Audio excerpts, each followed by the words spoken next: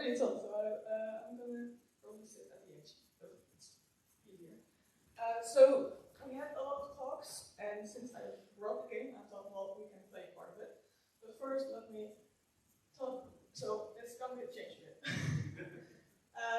So who am I? I'm Doris. I'm sad I didn't put my cat there. No. So I studied industrial design engineering, and then I started working in the game lab as a serious game developer and team leader and project leader at the moment. And I do enjoy games a lot, and I am forever DM for Dungeons and Dragons. I love it. I like storytelling as well. For those, for those that don't know the Game Lab, it's part of the Technical University of Delft, and especially the Technology Policy and Management faculty. So we make serious games, and we are the developers, and we work together with researchers for most of the games. So some do data gathering using the games, some do, it's about games that they do research, or some present their research using games. So if you want to know about the research of the game Rotbeesten, you're going to need to go to France next week for the design conference, because the researcher is going to talk about that. I'm not the researcher. We do a little bit of teaching, so we have a workshop about the try the game design method. You might have seen it. And there's a game design course in the first quarter of the year where we do coaching, and our leader here today is the assistant professor and the professor of that course. So that's a bit about the game lab. We do games with research and mostly surrounding engineering problems, because we're at the Technical University. So we need climate change, energy transitions, transport, complex systems, stuff like that. But it's very diverse, so we have different games. So we have on the top right, the future of the campus of the TU Delft, because we have a lot of students and we're ever growing, and how we're going to fit everyone. So it's about talking. The one on the over here. It's about the Port of Rotterdam and how it expanded, but it didn't really expand the train network. So there was a problem with too many cargo, too many terminals, and the crux of this game is you cannot win, because the goal is to come up with a system that you can win in the future. It's again a lot of talking. We have Health or Hero in the bottom right, which is a game for primary school children, and they learn about the theory of first aid, actually. And then the second day at school they do the practice on the puppet and such. But they use the game to get knowledge of the theory, and it's really trial and error. So kids are far better at this game than adults, because adults think they know how to do it, and kids just try out and see what works. And the last game, Invadium, is a lot of research. It's being built for the research at the moment, where we are in a container with 3 people, and it's about the energy transition of the Port of Rotterdam and CO2 levels. And if you have too much CO2, there's going to be smoke. It's very stressful. There are a lot of cameras watching you to do research on how people deal with that stuff. So a lot of different areas that we do games and research on. But today we're going to talk about Rotbeesten, or rotten beasts if you translate it literally, or awful animals. And this is a game that we did in collaboration with the correct English term, the Outpatient Forensic Psychiatry, P4. So they're like the psychiatrists of criminals, basically. So if you ever seen the paper, the man stabbed at the supermarket, the first thing they think about is, ooh, was that one of our patients? So it's a very heavy job. And what we wanted to do is to focus on forensic vigilance or forensic equity. So how do you assess if a client is at risk of committing a crime, and how awful would that crime be if they committed it. So the idea is that they use different types of knowledge to assess this. They normally do this automatically, but we wanted to make a game to make them aware of this element and to assess in themselves if they need more training. So they would do this yearly, so it needed to be replayable, and with quite big groups. They wanted to do it with their whole team, basically. So what we did, or what students did, because students in the course did it first. And these students, they made a game, Walk or Walk, where you had animals, and you needed to assess if you wanted to lock them up, or if they could walk freely. And if they walked freely, there was a chance that they would commit a crime. then you lost points. So they did it in 10 weeks in 2021, and we used that as a starting point. Their learning, their system analysis that they did, we used that as a starting point. Changed a whole lot, but it at least proved to V4 and to us that it was possible to make a game on such a subject and that it would work. So in that game, you had two choices, and there was a sort of static outcome of points, no matter how severe the crime, for example.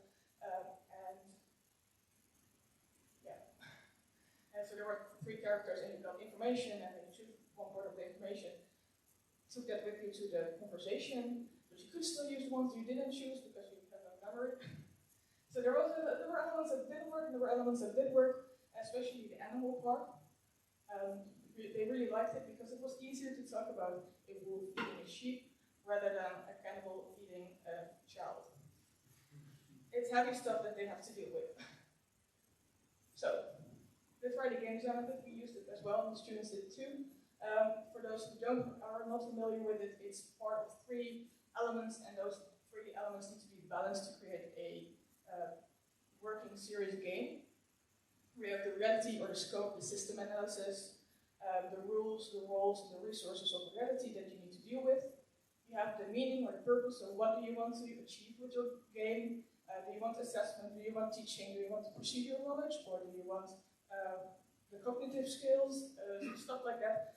If I was a teacher, I use the game, why would I want my students playing the game? So not what players would get out of it, but what the one letting people play the game get out of it. And of course the game itself. It's too complex, it's too difficult to play, you need a whole day to know what the rules are, and it's no fun to play it anyway. If you want to learn more about it, there's the link that's developed by Boschma, who did his doctorate at our faculty. He developed it, and he's still using it, and I'm very happy to be using it. It helps a lot, and I love triangles.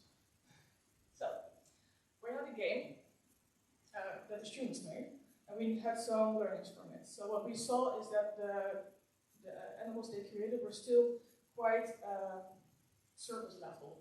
They were not deep. So we tried to think about other systems to make a game with. So we looked at if you know it, it's the Sherlock Holmes consulting detective. It's a lot of text, and you need to figure out who the murderer is and why they did it. So we had an idea of making a game where there's a client and a lot of text, and you need to figure out what the risk is. So it's quite realistic in that sense, but they easily became bored because it was too long. It wasn't really a cooperative game in the sense that there's also a lot of discussion and working together and needing each other for information. On the other hand, we had combinations that you could just figure out. So you had an animal, a crime they committed, and their mental health, for example, which switch them any way they want, make a choice, roll the die, and see the outcome. It was fast, there was a lot of points, it was a lot of fun, but it didn't really get that deepness that we needed for the game. So it didn't work that well, but we had elements of both of those to create the final game, which we're going to play at it. So I'm not going to just talk about this. At the front over here, I have stacks of cards. So each player should get a stack of cards. Don't look at the cards yet. You can go now. Some extras.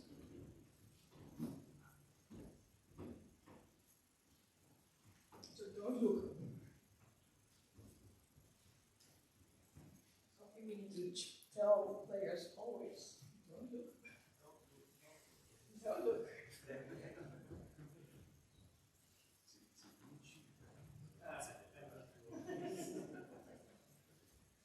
So, I'm not going to stay at the same level. I don't want to be a facilitator towering above you. I don't want to be above you. I'm not God. So, welcome to Rotterdam. You might know Rotterdam. Rotterdam is quite similar to it. So there are people who are more wealthy than others, more kind, more evil, more bad. Only in this case, they're not people, they're animals. There's a lot of different things happening. Tigers are going after antelopes and eating them, and we don't want that. It's a bit of a difficult situation, especially heuristically, you sentence a mouse for the same amount of time as a turtle, for example, it's not to think about it, it's not what you need to think about today.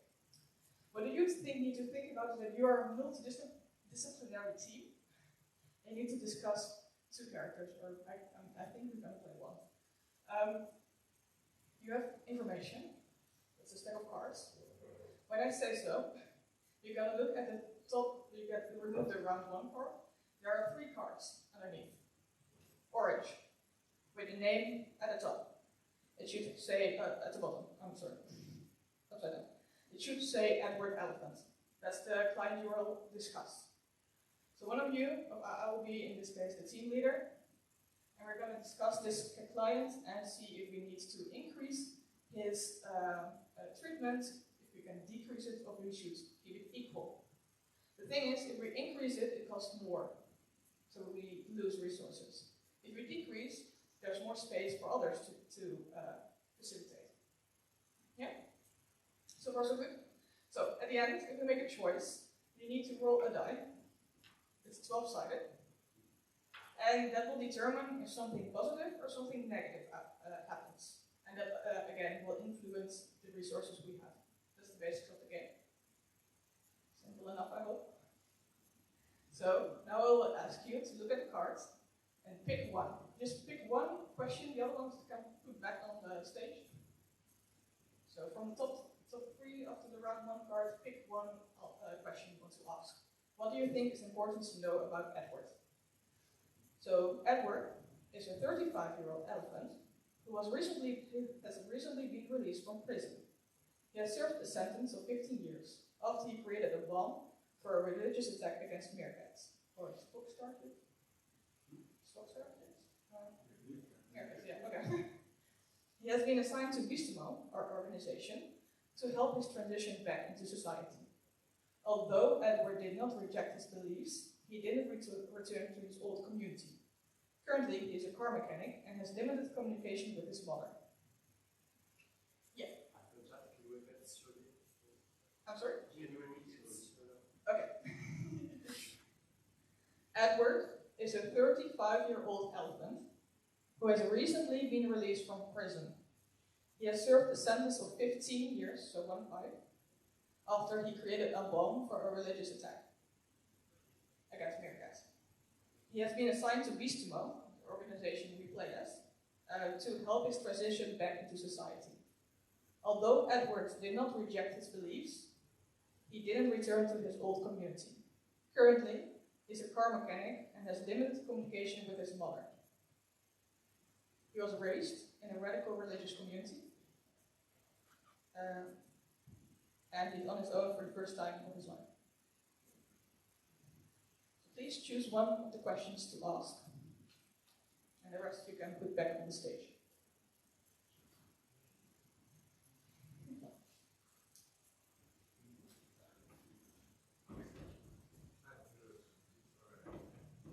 So you don't want to put on the stage. They are not part of this game anymore. It's very important to know which questions you need to ask.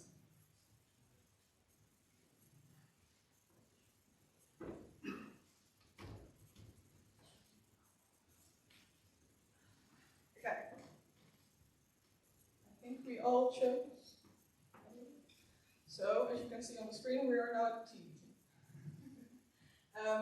So there are 3 options for treatment for Edward. On top of current treatment, communicate daily with Edward by phone, so calling or texting. The current treatment is visit Edward at his home once per week.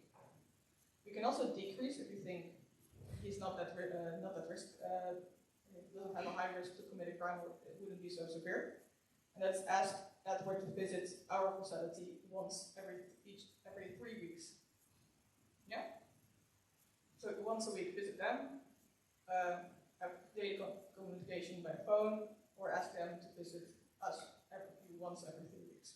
So now, if I would be the team meeting, I would personally, if I would lead the team meeting, I will ask you to all share your information. Yes. So you can now read the backside to the answer to your question. So on my cards I said Edward was raised in a religious community that hates meerkats, and from a young age he learned that meerkats are worthless and despicable creatures.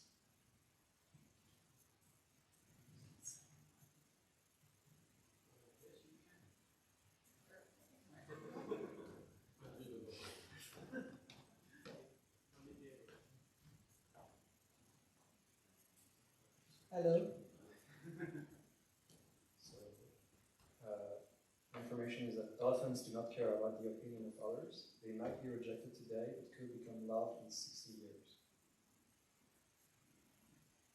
Okay, so my information is that elephants think about their action for a long time. It can take several decennia for them to overcome something.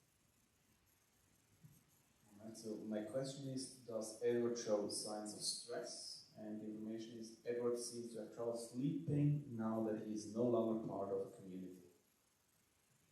Okay, here's my question. What is known about crimes surrounding Edward? All of Edward's relatives are part of an extremely religious community.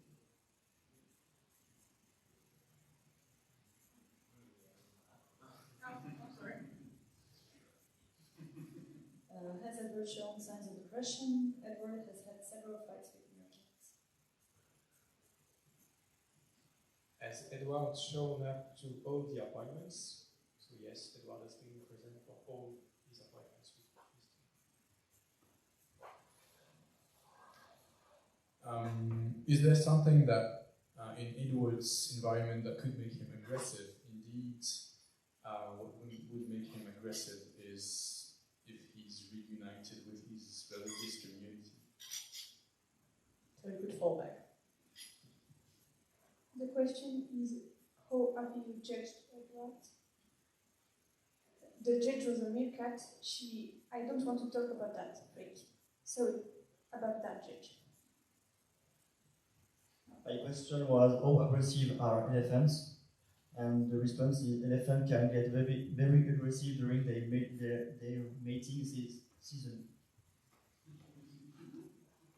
My question was, has Edward come into contact with the law before? And the answer is, Edward has been in jail for 15 years, making a bomb used in an attack against meerkat. Before that, Edward has never come in contact with the law. He told me, and I quote, "I feel lost. Who am I? Where do I belong? What is my purpose? Do I have one?" Poor Edward. So my question is, what is the character of an elephant? Elephants are group animals. They are stubborn and follow strict tradition. Okay. My question was, what is the life philosophy of elephants? And the answer was, elephants live according to strict traditions. They do not like change. Okay. I think the last. So basically I asked Edward, what did he want? And he replied, I need my community to have animals around. I hate my free, isolated cage. Okay, very nice. So do you think you have enough information to determine what to do with Edward? So, normally there's a whole conversation, but it's a bit difficult right now, and we're pressed for time, so I'll just ask, raise your hands, what do you think we should do with Edward? Should we increase his treatment to daily follow? Should we keep it equal, or should we decrease? So to once every 3 weeks. Yeah? So who's in favor of increasing to have daily conversation with Edward on the phone? 1, 2, 3, 4, 8. Okay. Who would like to keep it equal for once a week? 1, 2, 3, 4, 5, 6, 7, 8, 9. A bit more. And the decrease? No one. Okay. That's easy enough.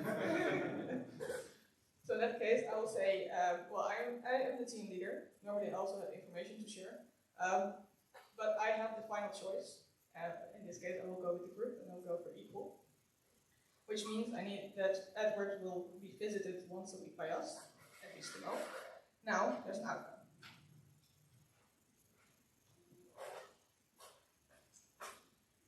roll a die. It's 12-sided. And I need to roll a 7 or higher in order for us to have a positive outcome.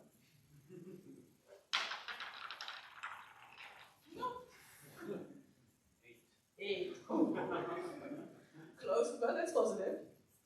Edward keeps on asking a lot of questions, but he slowly gains self-control. He's making friends and starts to find out who he is aside from his religion, which is a positive outcome and would gain 1 point in this case. Congratulations. Bravo. So, normally you would have 4 rounds of this, and of course with people in the field who know a little bit about how to make those risk assessments. But in this case, I would still like to ask, and there's still a microphone there, if you look at your neighbors, you might see that there are different colored cards, for example. So what do you think, do you agree with the choice that's made? Do you agree with the outcome? Anyone has an opinion on it? No? I didn't understand the rules of colors. Okay. So, someone with does someone have a pinkish red color? Yep. What kind of information do you think it will give? What did it give in this case? It's like an assessment about how he's doing to look like. It says that he has trouble sleeping, so it's an observation. Okay. Very nice. So we have green colored cards as well. Someone has a green colored card? What kind of information did it give? Yeah, general about elephants in general, I think. But I don't know. I need something about Louisa. No, yeah, that's the second round. You went ahead. So red would be more of an assessment, and the green cards would be more of general knowledge, I hear. Does someone have blue cards? What kind of information does it give, do you think? I think it's about his past. His past. Do you agree with that? That it gives information about his past? Yes, it looks like a fact. It looks like a fact. Okay. So, that's nice to hear. In forensic equity, there are 3 types of knowledge.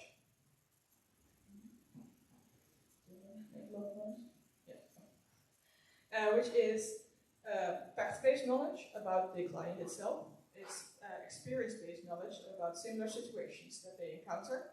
And it's intuition-based knowledge. So actually talking to the client and what they, it's the gut feeling mostly. I'll just skip ahead a bit. So this is the Dutch version, because it's a Dutch-based game. So also sorry if there were any spelling mistakes, it was a quick translation. So we have the red one, or the arrow one, which is knowledge-based information. We have the green one, which is experience-based, and then we have the red one with intuition-based. So what we do at the end of the game, we ask players to see how many cards of each color do they have, and indeed, what do they think they mean. And also, if they therefore miss knowledge. And the idea about that is to have this discussion is to make them realize these types of knowledge and their preferences for these types of knowledge. And as a team to see if they're missing knowledge and thus something needs to change to gain this type of knowledge. Because you need all 3 to make a sound decision. Fair enough? So, that's the basics of the game. There are some other elements. There are crises that can come up during a game to make it a bit more difficult, and at the end there is a epilogue as well to see how Edward Elephant in this case fares overall. But we didn't come by this design of the game that easy. There were some fails during the design, such as the characters. So we have Edward here in the front, the elephant. When we designed the game, we tested it with different groups of people, the company. And we, for example, talked with Thea Tukan, who is an exhibitionist, so she goes nude. And she's quite old, she's 80, so we still use the human years to make it easier to relativize that.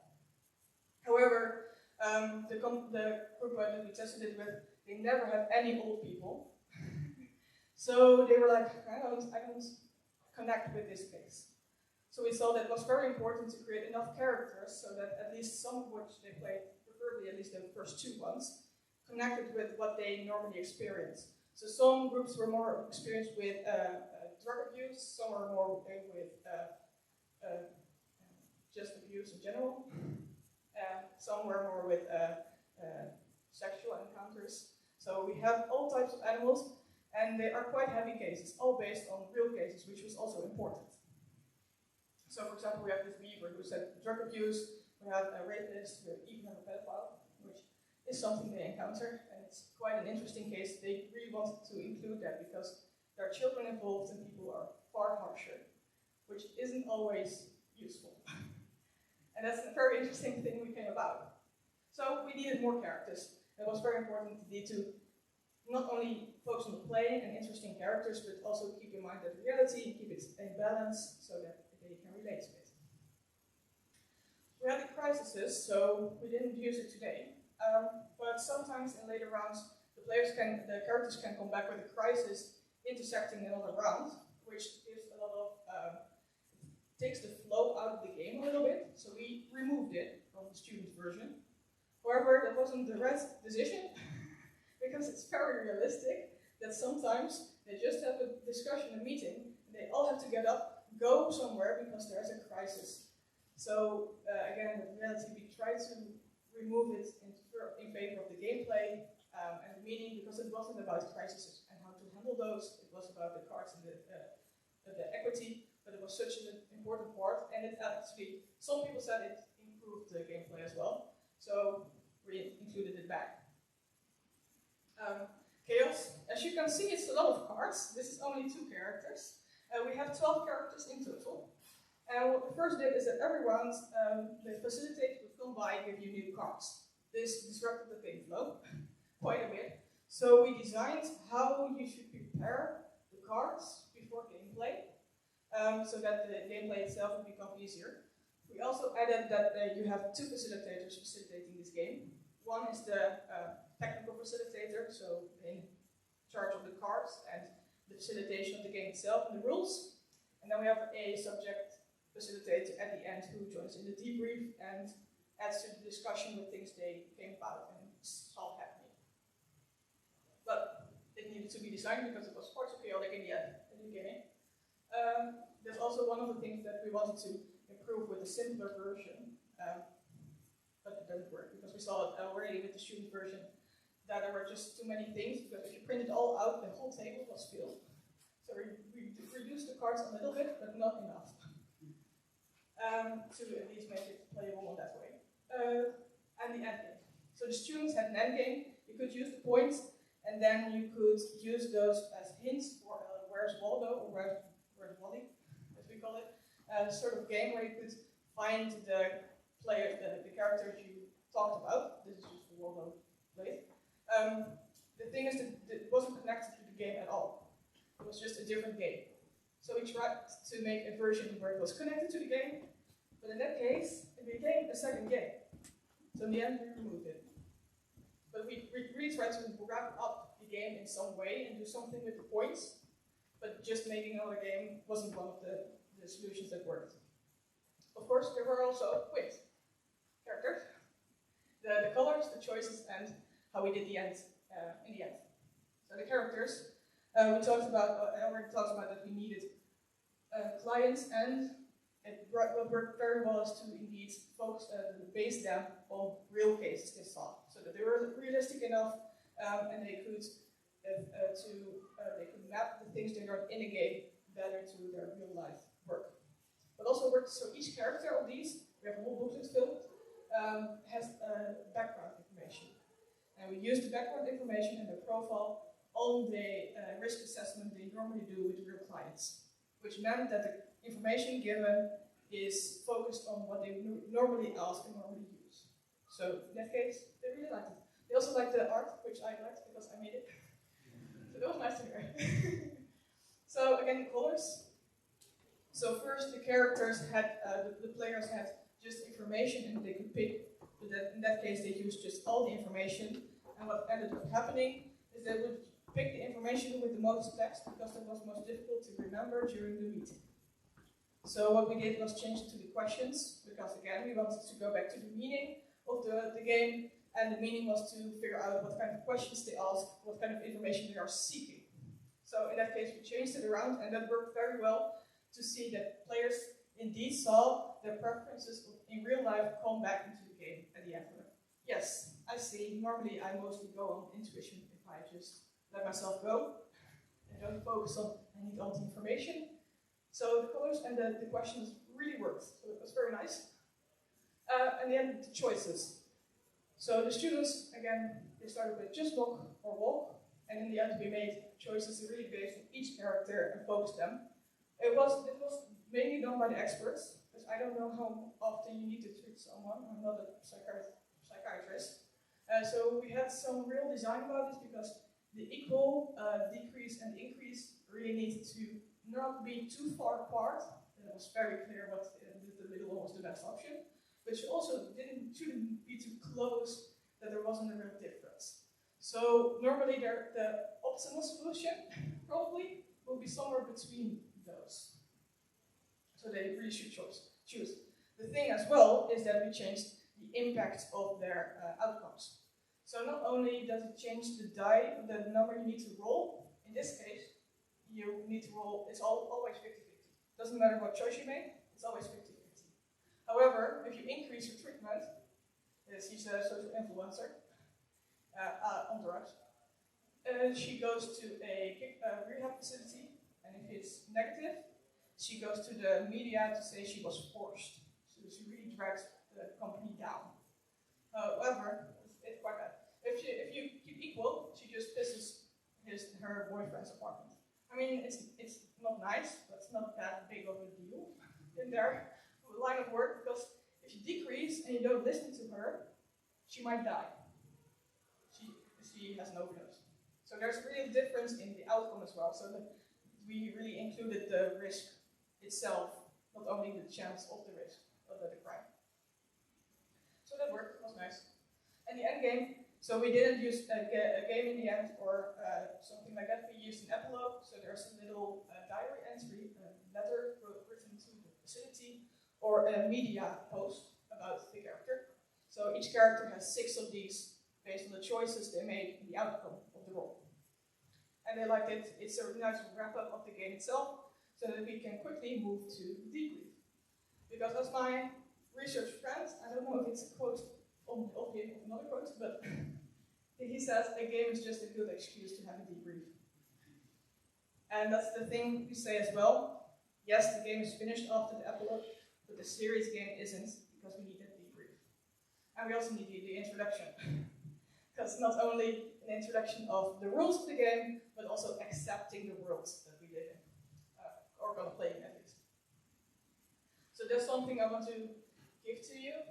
How we did it with this game and how we are doing it in subsequent games is introduction not only of the world, so Rotterdam in this case, but also the reality. Hey, it's about animals.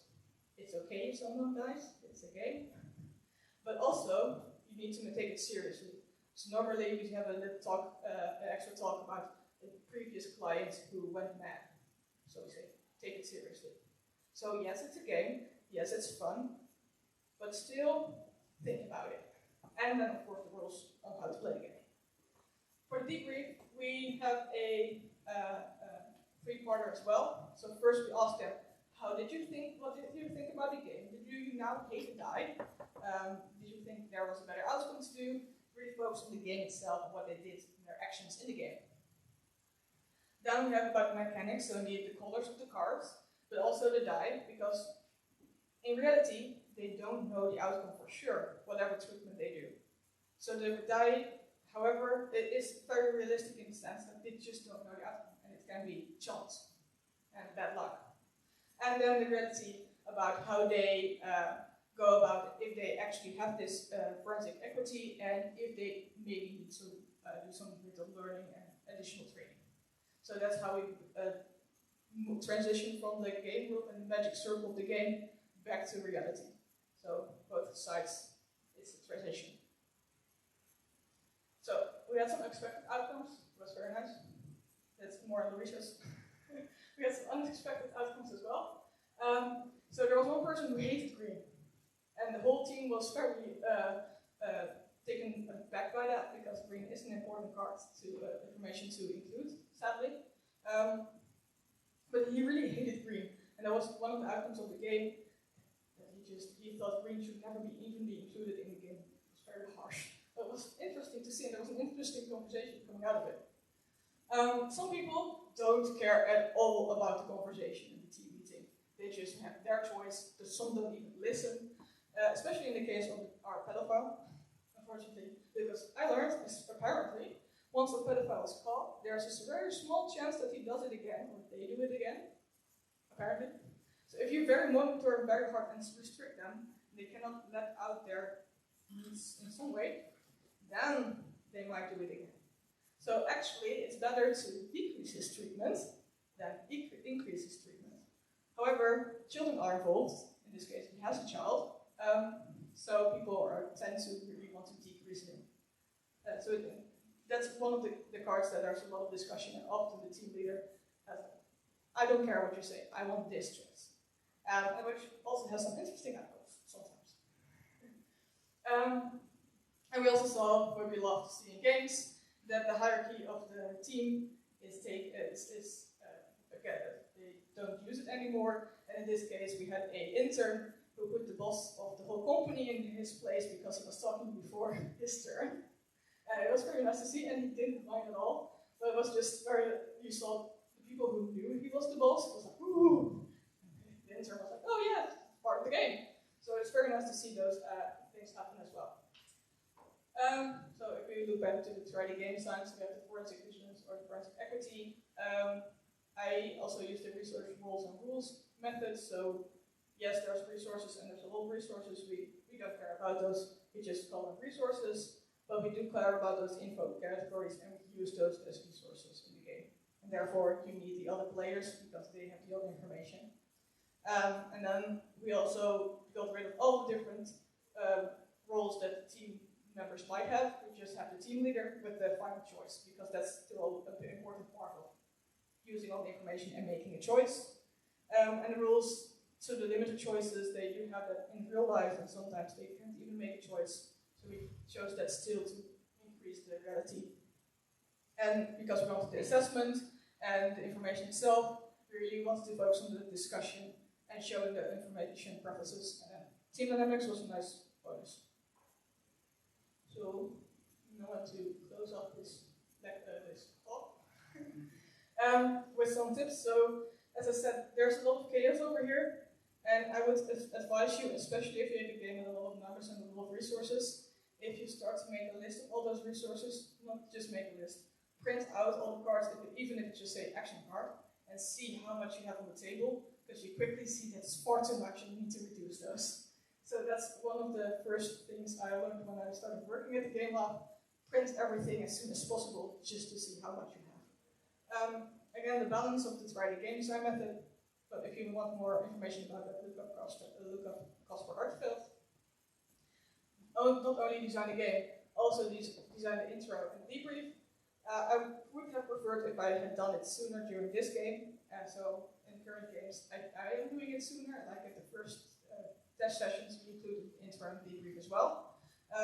Because it's an important part, it's where the learning happens, especially in the debrief. And the intro really helps to players to accept the rules of the game and take it serious, the amount of seriousness you need them to take it. And of course, that's design, always. Just test your game, doesn't matter if it fails, if you see something.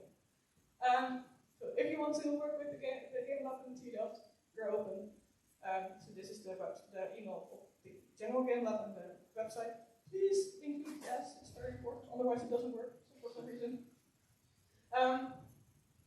So we do indeed, again, with on and in games we do research. So always fine.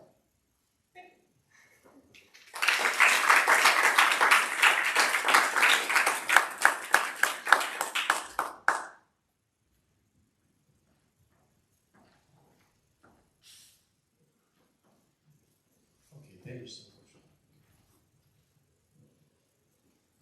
Thank you very, very much for this talk. I just had a quick question on I don't know whether it's quick, on the die results. The threshold, it depends on the choice we make just before. How to say that? The consequence of the die, of the result of the die, depends also on the choices we make. So there is the probability of something positive or negative that is influenced, and or the severity of the result of the both indeed. Both. In our case, for example, do the participants know, oh, we should have taken this option better than this other to have a higher or lower risk of something? So they don't know the severity or the chance indeed before they make a choice, because that's the point that they need to do it themselves. And afterwards, well, during the game, they often have a discussion between rounds to see, well, we should have made a different choice. And then the facilitator lets them discuss if there was a better option, and afterwards they can see if there was or not. Okay. So it's part of the discussion. Okay, but they can check with the later on. However, we did add that sometimes the dice are very kind to you, very unkind to you. So we did say that the facilitator is allowed to change based on the argument. So, but it is free knowledge in the end. It's about the learning. And then at that case, at that point, especially the mechanics of the middle part of the debrief, those talks come about. Yeah. Thank you.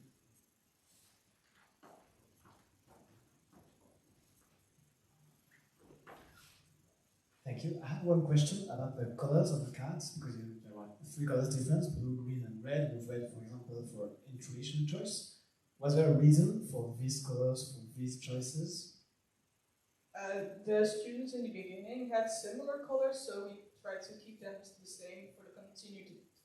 And I think, why I also thought they were fitting, knowledge and blue, scientific knowledge and blue is often a combination, and then red with intuition and passion is also a combination. So I thought, well, they fit anyway, so I'll keep it this way.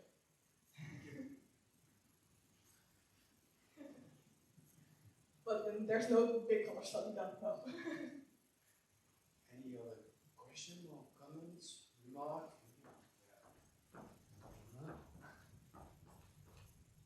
Okay, so as I understand, you use this game with specialists. Yeah. Did you already try to use it with normal people like us? We did do it. We had it on a market fair or maker fair, where we didn't include the happy ones. And we saw that it did work somewhat, but they are missing a bit of knowledge. And we're actually looking forward to see if there's a possibility to make an extension of it that can be used with subsidized or municipalities to make them a bit better understand what they are doing for their living. So they really are looking for a version that they can play at home, like, this is what I do for a living. So it's not, yes, we played it a little bit, but it is not designed for them, no. Thank you.